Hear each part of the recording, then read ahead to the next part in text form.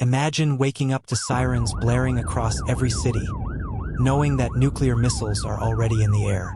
For nearly 50 years, the world stood on the edge of this nightmare. One wrong move, one miscalculation, and the Cold War could have erupted into the most devastating conflict in human history.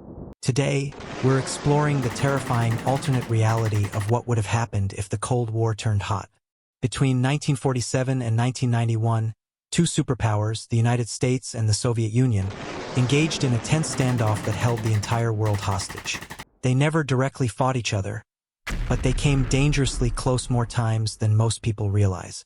The Cuban Missile Crisis of 1962, the Berlin blockade, the Korean War, and countless near misses in early warning systems brought us to the brink of annihilation. But what if diplomacy had failed? What if one of those close calls had actually triggered World War III?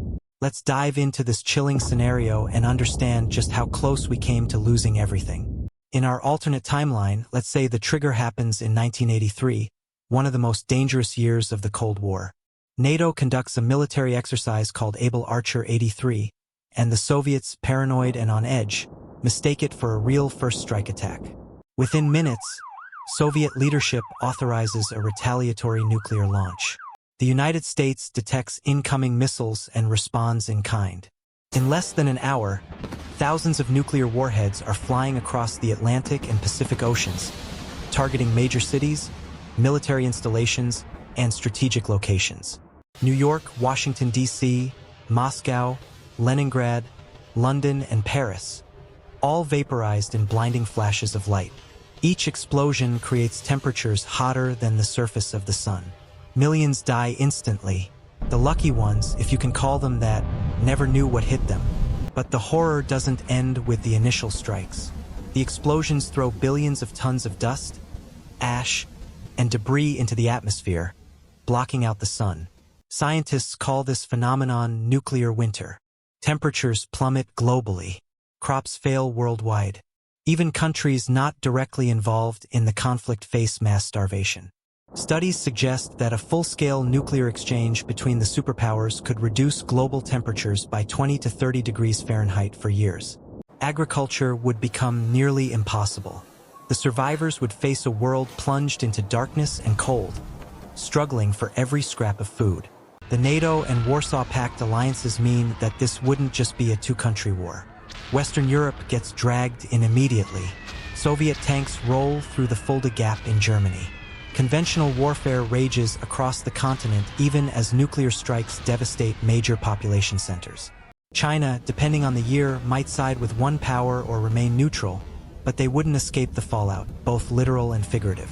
Radioactive clouds don't respect borders. Japan, South Korea, and other allied nations become battlegrounds or targets. The Middle East, always a powder keg, likely erupts in its own regional conflicts. Oil supplies are cut off, adding energy crisis to the list of catastrophes. India and Pakistan, both developing nuclear capabilities, might see this as an opportunity or threat, potentially expanding the nuclear exchange even further.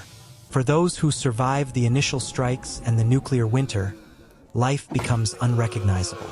Radiation poisoning affects millions. Cancer rates skyrocket. Genetic mutations appear in future generations. The electromagnetic pulses from the nuclear detonations destroy electrical grids, computers, and communication systems. We're talking about a complete collapse of modern civilization. No internet, no power grid, no supply chains. Survivors huddle in whatever shelter they can find, rationing contaminated food and water, never knowing if the radiation they've been exposed to will kill them in days, months, or years. Government structures collapse. Military units, cut off from command, either disintegrate or become warlord factions.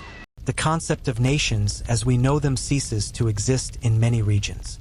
The most remarkable thing about the Cold War is that it stayed cold. And we owe that to some incredible individuals.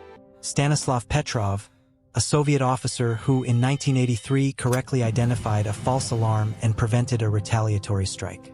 Vasily Arkhipov, who refused to authorize a nuclear torpedo launch during the Cuban Missile Crisis. Countless diplomats, leaders, and military personnel who chose restraint over rashness. The Cold War turning hot would have meant the end of civilization as we know it. There would be no winners, only survivors in a devastated world. It's a sobering reminder that the decisions of a few individuals can determine the fate of billions, and that the weapons we create can threaten our very existence.